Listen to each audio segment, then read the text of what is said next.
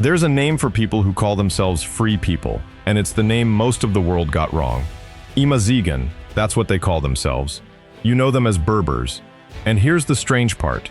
Scientists pulled DNA out of a cave in Morocco that's older than the pyramids by 10,000 years.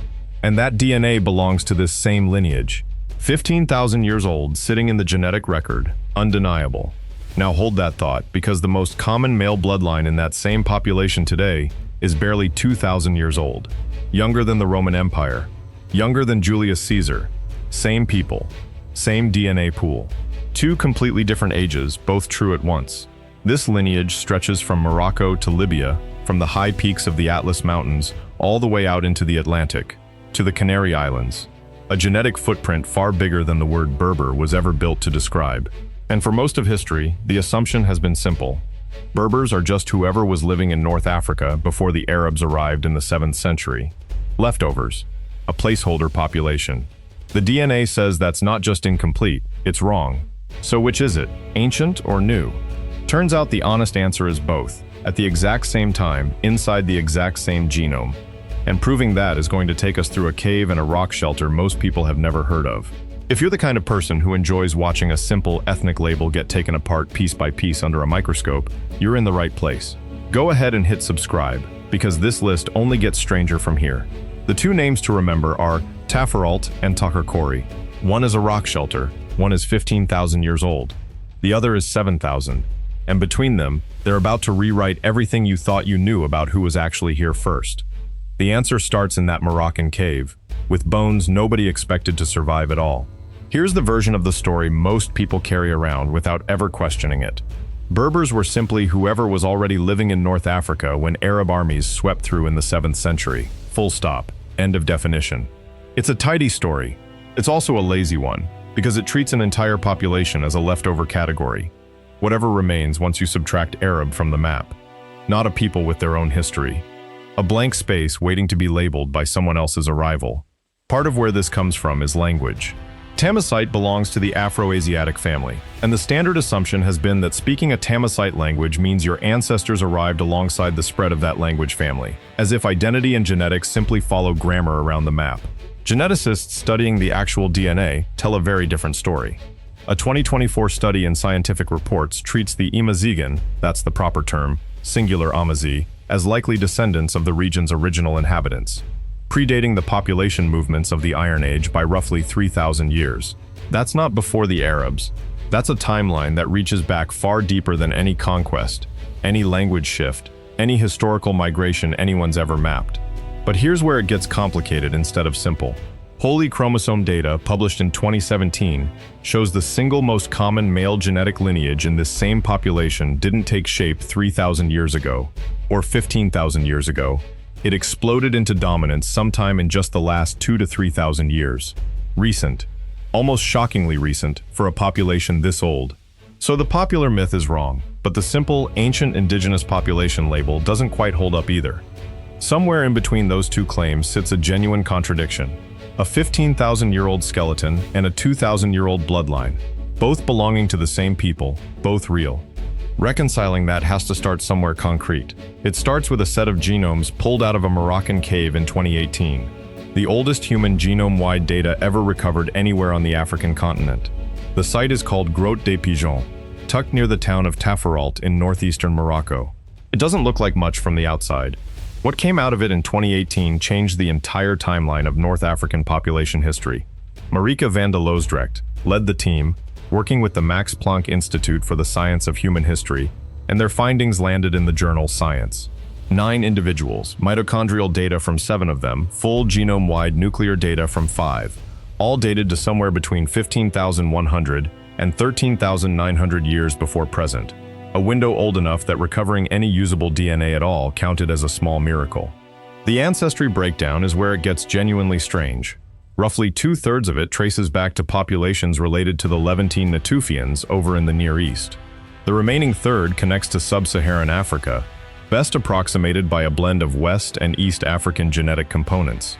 2 continents folded into one set of bones, 15,000 years before anyone wrote a word of history. Then there's what wasn't there. Researchers went looking for European ancestry, Paleolithic hunter-gatherer DNA. expecting to find at least a trace, given that this culture is literally named Ibero-Maurusian, implying a link to Iberia. They found nothing, zero, not a single detectable trace of Paleolithic European ancestry, despite the name practically promising one. The uniparental markers add one more layer. On the maternal side, 6 individuals carried U6 lineages, 1 carried M1. On the paternal side, every single sample came back E1B1B, no exceptions. This wasn't a mixed population by accident.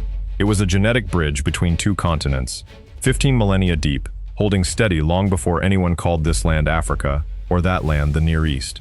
That 1/3 sub-Saharan component is where the next puzzle starts. 7,000 years later, during a period when the Sahara turned green and should have opened the door to far more contact between North and South, that same sub-Saharan signal should have grown. It didn't. Picture the Sahara not as a desert, but as a savanna. Grasslands, scattered lakes, herds moving across open country. That's what it looked like during the African humid period, stretching from roughly 14,500 to 5,000 years ago. A completely different desert than the one on the map today. Deep inside that green Sahara sits the Takarkori rock shelter in the Tadrart Mountains of southwestern Libya. In 2025, a team led by Salem and van de Loosdrecht published genome data in Nature from 2 naturally mummified women, pastoral Neolithic herders, radiocarbon dated to roughly 7,000 years ago. Here's what should have happened. By every reasonable assumption, a green Sahara acting as an open corridor, connecting North Africa and sub-Saharan Africa, mixing populations that had spent millennia separated by desert. More contact, more shared ancestry. That's the intuitive prediction. The genomes say otherwise. Almost no detectable sub-Saharan ancestry at all, in a period when geography handed both populations every opportunity to mix. The isolation runs deeper than that single data point. This Takarkori lineage split off from sub-Saharan African populations around the same time modern humans first expanded out of Africa entirely, and it stayed isolated for most of the time since. The Neanderthal DNA backs this up independently. These women carried 10 times less Neanderthal ancestry than populations living outside Africa, but still noticeably more than contemporary sub-Saharan Africans. A precise middle position, exactly what sustained long-term separation would produce. So how did herding, the actual practice of raising livestock, spread into this isolated population at all, if not through migration? The researchers' own answer flips decades of assumption on its head. Pastoralism moved through cultural diffusion. Neighboring groups passed along the knowledge, the techniques, the animals themselves, without the genes coming along for the ride. Move the clock forward 2,000 years past Takarkori, and this same pattern of isolation stops being one detail among many. It becomes the entire mechanism driving everything that happens next. The green Sahara didn't stay green. Around 5,000 years ago, desertification took hold, and the savanna that had supported herders like the Takarkori women began converting back into the desert we'd recognize today. That single geological shift did more to shape North African genetics than almost anything before or since. Paternal lineage estimates place the splitting of most North African population branches after this desiccation began. The moment the land turned hostile is roughly the same moment these populations start diverging from one another. Maternal DNA tells the same story from a different angle. Sub-Saharan L haplogroup lineages found in North Africa show no signature of local expansion, no sign of having settled in and multiplied over generations the way the ancient U6 lineage did. The implication is direct. These L haplogroups arrived later, as visitors passing through a barrier, not as founders building a population from within it. The numbers back this up with real precision. Interpolation studies of North African female lineages show sub-Saharan haplogroups making up somewhere between 1/4 and half of the total genetic pool. But that concentration sits almost entirely near the desert's southern edge and thins out fast-moving north. The Sahara wasn't an open door. It was a filter. That filter reshaped where people actually lived. Several Berber-speaking communities retreated into isolated highland and mountain refuges, a settlement pattern researchers connect to defensive retreat during later periods of historical pressure, pushed up and away from the more contested lowlands. This is exactly where the genetic outliers keep showing up. The Mozabite, Tuareg, and Chinini Douere populations that repeatedly stand apart in principal component analyses aren't random anomalies. They're largely these same isolated, mountain and oasis-based communities, shaped by centuries of retreating rather than mixing.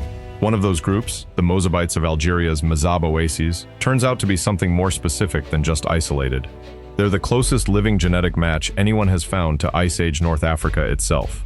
In the south of Algeria sits a cluster of fortified desert towns known as the Mazab, recognized by UNESCO for architecture that hasn't changed in centuries. It turns out the people living there haven't changed nearly as much as anyone expected either. A 2018 study in PASS, working with ancient genome data, ran a principal component analysis comparing the Ibero-Maurusian samples from Taforalt against every modern population in their dataset. Out of all of them, the Mozabites came out closest. Not close to Moroccan Arabs, not close to coastal Algerians. Closest to a population that's been dead for 15,000 years. The mechanism behind that proximity isn't mysterious once you see the numbers.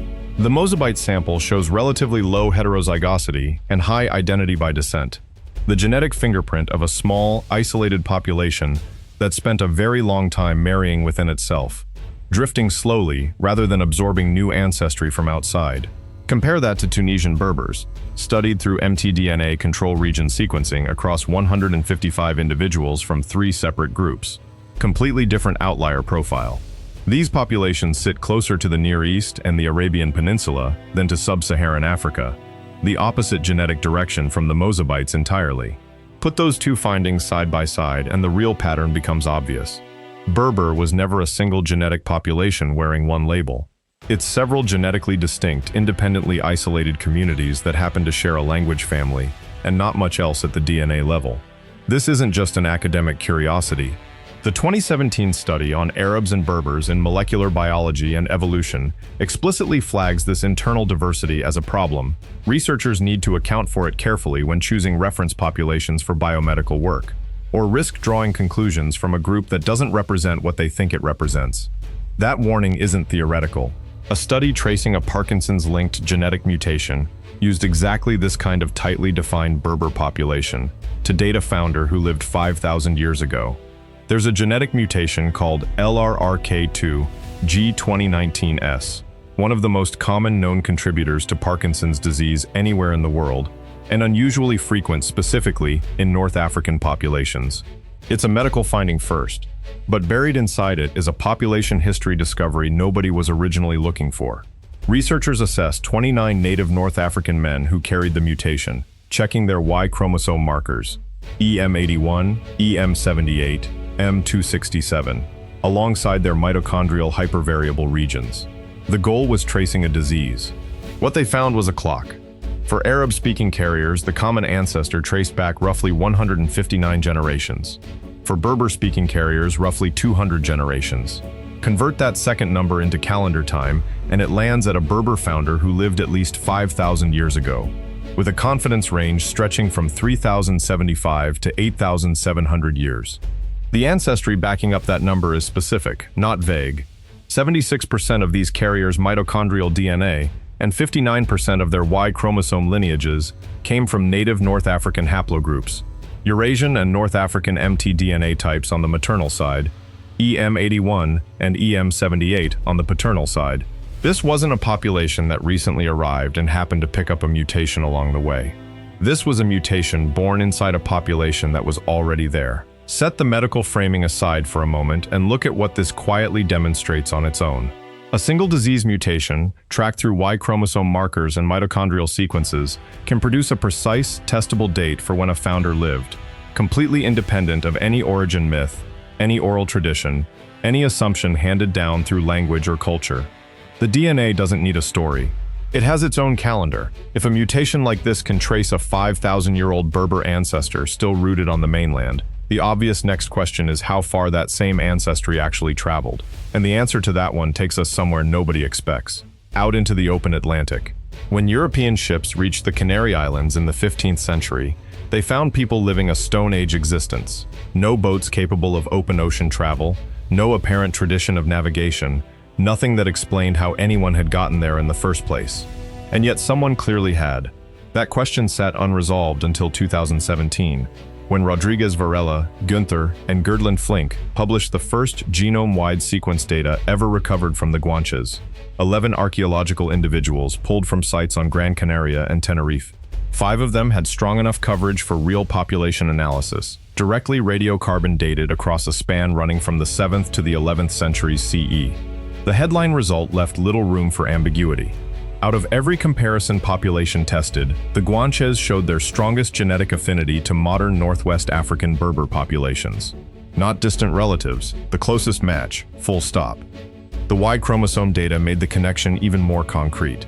3 of the male individuals carried E1B1B1B1A1, also known as EM183 or EM81, the exact same lineage that dominates mainland Berber populations today. That ancestry didn't stay locked in the past. Researchers estimate Guanche DNA still makes up between 16 and 31% of the genome of present-day Gran Canaria Islanders, a direct, measurable inheritance running from a Stone Age island population into people alive right now. But the maternal side carries a wrinkle the Y chromosome data doesn't have. A specific mitochondrial lineage, U6B1A, shows up in both ancient Guanche remains and modern Canarians, and nowhere on the African mainland. Somewhere between departure and arrival, part of this founding population's ancestry became genetically unique, existing nowhere else on Earth. However, Berber genomes crossed open ocean to reach the Canaries by the 7th century. A completely different force was busy moving an entirely different set of DNA across the Sahara at almost exactly the same time. Not all the sub-Saharan ancestry sitting in North African genomes today is ancient. Much of it is historical, and researchers can now put actual centuries on it. Hen and colleagues, publishing in PLOS Genetics in 2012, dated one of the earliest traceable pulses of sub-Saharan-related ancestry entering southern Morocco to roughly 1,200 years ago. The same study found a separate, later date for Egypt, sub-Saharan ancestry showing up there only around 750 years ago, a full window of centuries after Morocco. A 2022 genomic study sharpened that picture further, identifying 2 distinct admixture events instead of one broad trend. The first traces to the 13th or 14th century CE, connected to a Senegambian-related source population. The second lands around the 17th century CE, tied to ancestry related to modern South Sudanese and Kenyan populations. A different source, a different route, a different century. These aren't arbitrary dates. Both windows line up precisely with the peak periods of trans-Saharan slave trade activity, when West African empires and North African powers were locked into documented, sustained trade, including trade in people. Mitochondrial DNA backs this up with its own independent evidence. The geographic distribution of sub-Saharan L haplogroup branches across North Africa today mirrors the known trans-Saharan slave routes almost exactly. The genetic map and the historical trade map overlapping in a way that's hard to explain any other way. Not every admixture wave traces back to the slave trade, though. One of the largest spikes in the genetic record lines up with a completely different historical event. One that had nothing to do with trans-Saharan trade routes at all, and everything to do with the Arab conquest itself. Fadlawi Zeid and colleagues, publishing in Molecular Biology and Evolution in 2017, ran a detailed admixture timing analysis across both Arab and Berber populations in North Africa. What they found was 3 separate historical layers, stacked on top of one another in the same genomes. The biggest peak centers on the 7th century CE, precisely the window of the documented Arabization of the region. That's the layer most people already assume exists. The study confirmed it, with a real date attached. But underneath that peak sits an older layer the study also identified, a sub-Saharan migration pulse dating to the 1st century BCE, tied to Roman-era slave trade, a full 7 centuries before the Arab conquest even began. And above the Arabization peak sits a third, more recent layer, a strong migration pulse, centered on the 17th century CE, connected to the transatlantic and trans-Saharan slave trade of the modern era. 3 distinct waves, 3 distinct centuries, 3 distinct historical causes, all visible in the same population's DNA. Here's the part that actually undercuts the entire framing this segment opened with. That same 2017 paper found no strong genetic distinction between people who identify as Berber and people who identify as Arab in North Africa today. The ethnic and linguistic split that feels so solid culturally barely shows up genetically at all. This wasn't a one-off result. A 2024 study in Scientific Reports, focused on Imazighen genomic heterogeneity, ran the same comparison independently and reached the same conclusion. No significant genetic distinction between Arab and Amazigh populations, despite real and pronounced cultural and linguistic differences between them. That blurred genetic line didn't stop at North Africa's coastline. It crossed the Strait of Gibraltar entirely, and one 11th century skeleton found in Spain proves it in the clearest possible terms. A 2021 paper in Scientific Reports examined a single burial from 11th century Islamic era Iberia, Al-Andalus, and turned one skeleton into a genuine data point in this whole story. Researchers combined genome-wide sequencing with stable isotope analysis of diet and mobility, then cross-checked both against the burial's own dating to build a complete picture of exactly who this person was. The uniparental lineages, the Y DNA and MT DNA that track single parental lines, pointed clearly to North African origin. But the full autosomal genome told a more layered story, a mosaic combining recently arrived Amazigh ancestry with the population already living on the Iberian Peninsula before the Islamic conquest ever reached it. This wasn't a person who simply migrated. This was a person whose parents, or grandparents, had already begun blending two populations together.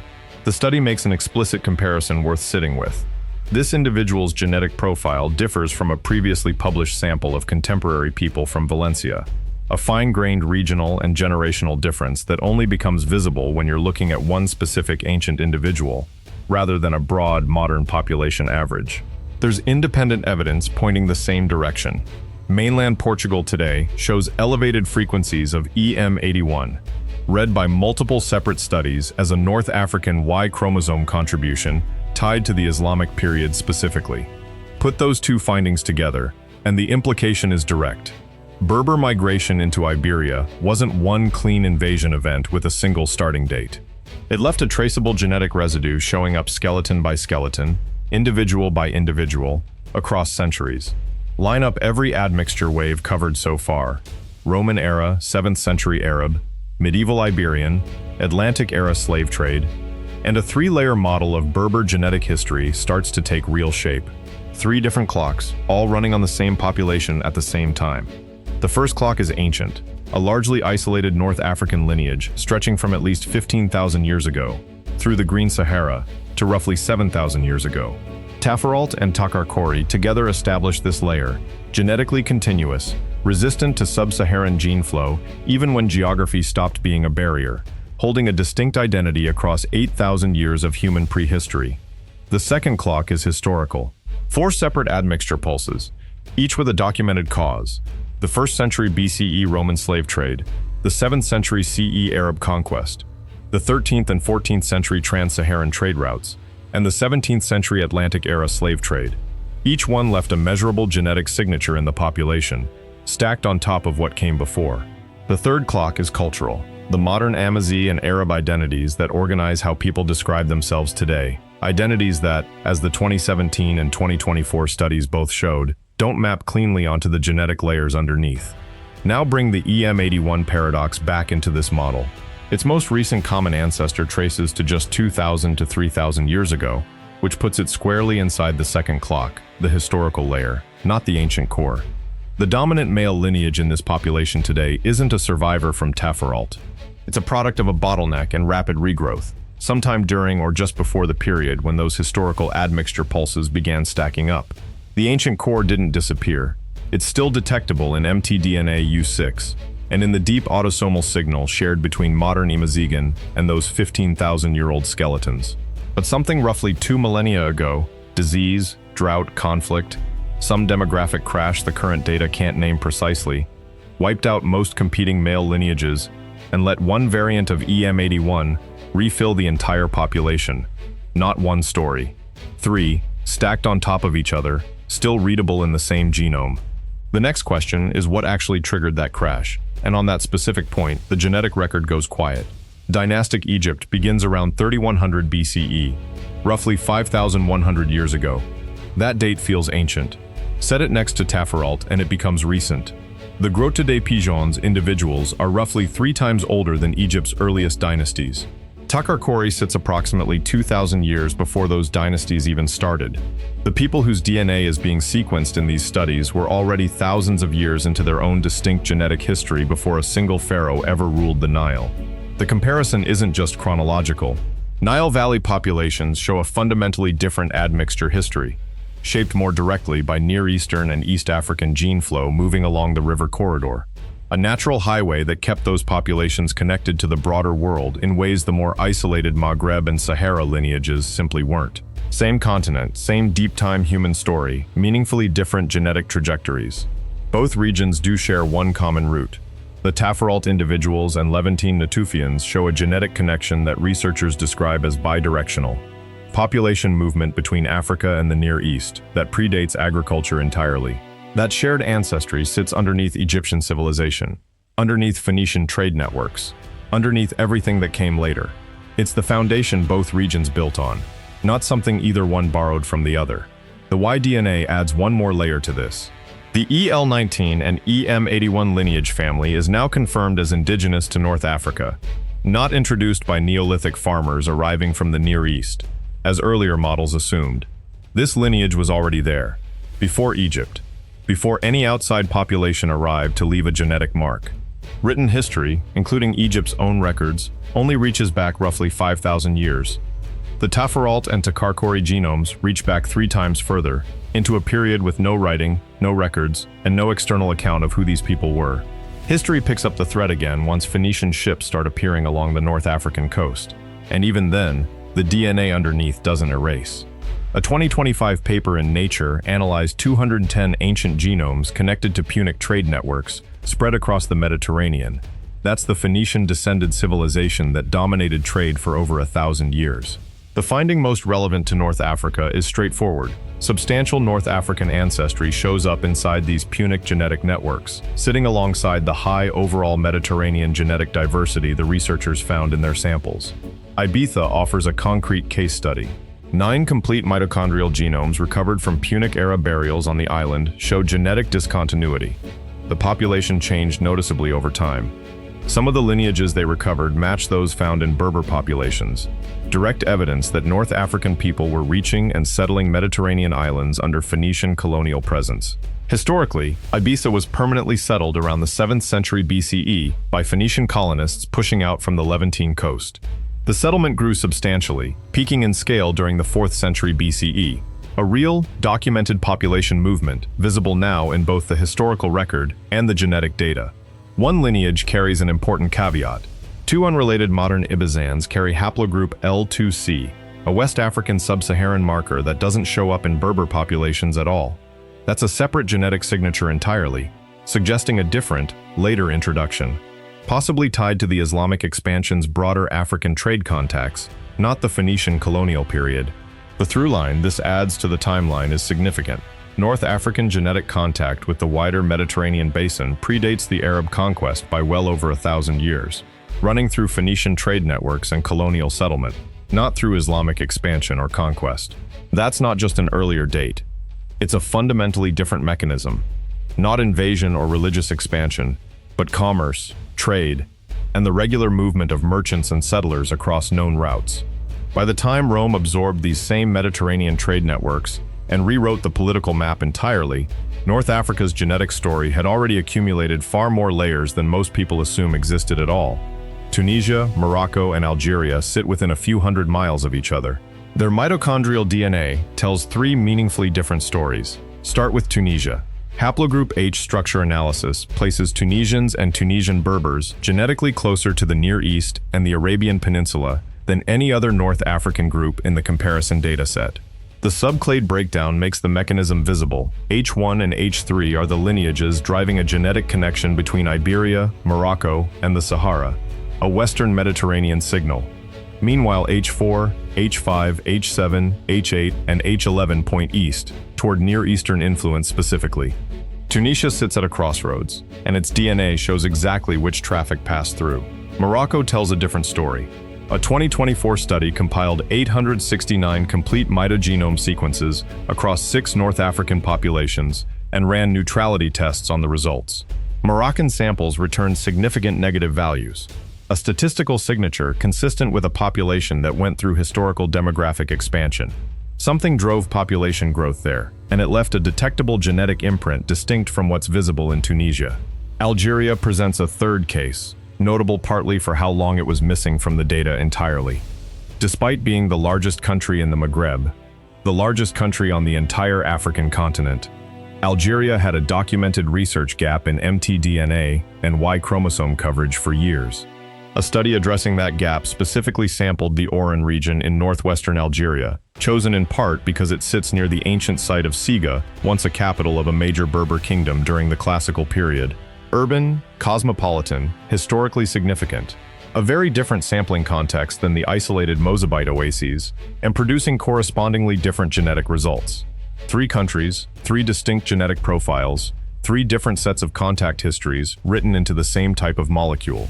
Place all these regional fingerprints on one map, and what emerges looks nothing like a single ancient people in regional costumes. It looks like a genetic mosaic assembled piece by piece across 15,000 years of separate histories happening in parallel.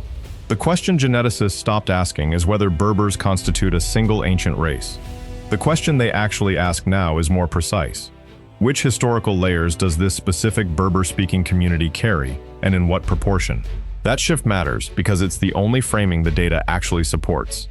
The 2017 Molecular Biology and Evolution study lays out the range explicitly. At one end, isolated endogamous communities with high autochthonous ancestry, low effective population sizes, and relatively little outside input over long periods. At the other end, heavily admixed groups carrying substantial sub-Saharan and Middle Eastern genetic components alongside whatever ancient core they started with. Both ends of that spectrum identify as Berber. Both speak Tamazight or related languages. Genetically, they're not the same population. What stays constant across that entire range is one thing. The Takarkori lineage didn't split from sub-Saharan African populations during the Neolithic, or during the Green Sahara period, or at any point that fits neatly into North African prehistory as usually told. It split at roughly the same time modern humans first expanded out of Africa entirely. An event measured in tens of thousands of years, not thousands. Taforalt came later. Every named Berber population came much later. This lineage was already ancient by the time any of them existed. The Neanderthal DNA gives that isolation a precise, independent scale. 10 times less Neanderthal ancestry than populations living outside Africa, but still measurably more than contemporary sub-Saharan African genomes. That specific middle position, less than Eurasians, more than sub-Saharans, only makes sense as the product of sustained, long-term separation from both directions simultaneously. It's not a blended result. Start with the contradiction the opening segment put on the table. Berber populations carry one of the oldest continuously traceable genetic signatures anywhere in Africa, and simultaneously carry a dominant male lineage that's genetically only 2,000 to 3,000 years old. 15,000 years of deep ancestry on one side, a Y chromosome barely older than the Roman Empire on the other. These aren't competing claims. They're measuring different things. The ancient signature lives in the deep autosomal ancestry, the genome-wide signal that still connects modern Imazighen to those Ice Age skeletons from Taforalt. It lives in mtDNA lineages like U6, the maternal marker that's been running continuously in North Africa for thousands of years. These layers don't erase easily, they accumulate. The Y chromosome is a different kind of molecule. It passes from father to son, generation after generation, with no recombination to shuffle it against other lineages. That makes it extraordinarily vulnerable to a specific genetic event, one successful male lineage, expanding rapidly, outcompeting every other Y chromosome in the population until the alternatives effectively disappear. Population geneticists have a name for the pattern this leaves behind. A star-like expansion, many lineages replaced by the descendants of one recent successful founder, radiating outward from a single point. The 2017 Soleil Murata paper used exactly that term to describe EM81's structure between Takarkori's 7,000-year mark and the historically documented admixture waves starting around 2,000 years ago, sits a multi-millennium gap in the physical evidence. No ancient genomes from that window in the Maghreb. No Bronze Age North African individuals sequenced at genome-wide resolution.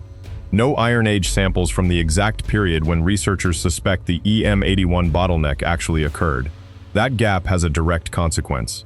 Everything the genetic record says about why EM81 expanded so rapidly, why one male lineage swept through the population and replaced its competitors in just a few centuries, comes from statistical inference applied to modern DNA, not from reading an ancient genome that was actually there. The pattern is real. The cause is still an educated inference.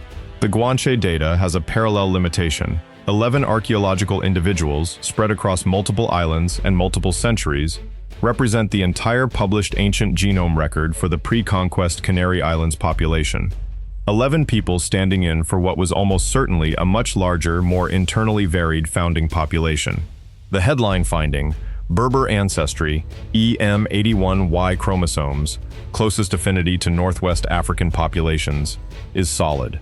The finer details of exactly when, how, and from where the islands were originally settled remain genuinely open. The reason both gaps exist comes down to chemistry and climate. DNA degrades faster in hot, arid environments.